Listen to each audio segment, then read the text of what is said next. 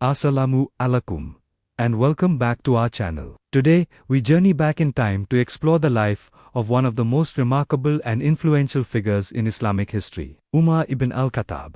May Allah be pleased with him. His story is one of dramatic transformation, unparalleled leadership, and unwavering justice. Umar was born in Mecca into the Banu Adi clan of the Quraysh tribe. In his youth, he was known for his formidable physical strength, his skill in wrestling and horseback riding, and his sharp intellect. He was a respected merchant and an eloquent orator, but he was also one of the staunchest opponents of the Prophet Muhammad, peace and blessings be upon him, and the early Muslims. His opposition was fierce, born out of a deep-seated loyalty to the traditions of his ancestors. But Allah had a different plan for him. The story of his conversion is one of the most powerful in our tradition. One day, filled with rage, Umar set out with his sword to confront the Prophet himself. On his way, he learned that his own sister Fatima and her husband had embraced Islam. He stormed into their house and found them reciting the Quran.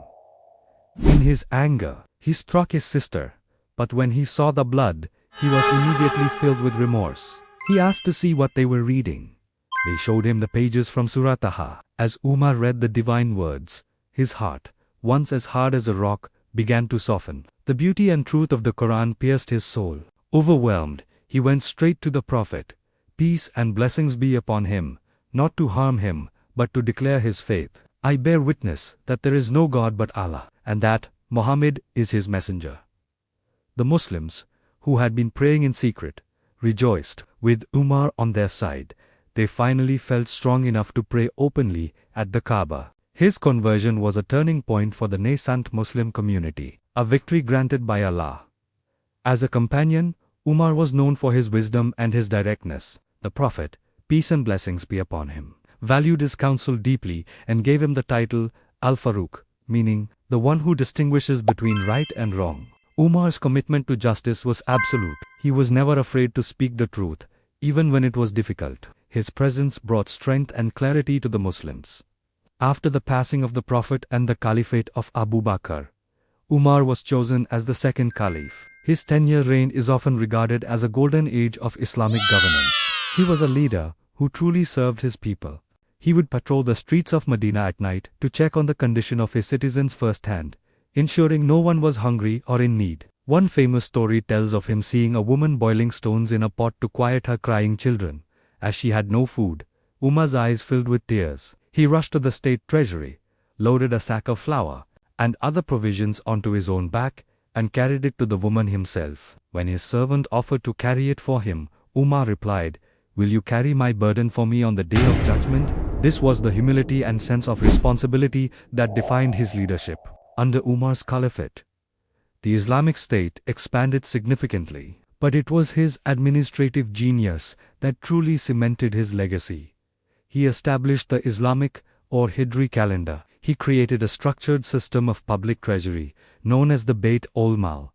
He organized the state into provinces, appointed governors, and established a system of judges to ensure justice was administered fairly throughout the land. He developed new cities and established pensions for the poor and the elderly. His policies were designed to create a just, stable, and compassionate society for everyone, Muslim and non-Muslim alike. He emphasized knowledge, accountability, and righteousness. He would often say, "Hold yourselves accountable before you are held accountable."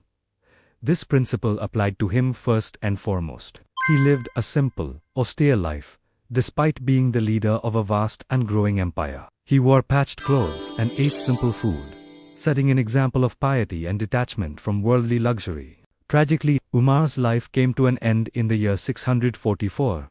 While leading the Fajr prayer in the Prophet's mosque in Medina, he was attacked. Even in his final moments, his concern was for the community. He appointed a council of 6 esteemed companions to choose his successor, ensuring a smooth transition of leadership. The life of Umar ibn al-Khattab, may Allah be pleased with him, is a profound lesson in transformation, leadership, and the pursuit of justice. From being a staunch opponent of Islam to becoming one of its greatest champions, his story reminds us that with sincere faith, anyone can change for the better. His title, Al-Faruq, was earned through a life dedicated to distinguishing truth from falsehood and establishing justice on earth. His legacy continues to inspire millions around the world to this day. Thank you so much for joining us on this journey through the life of Hazrat Omar.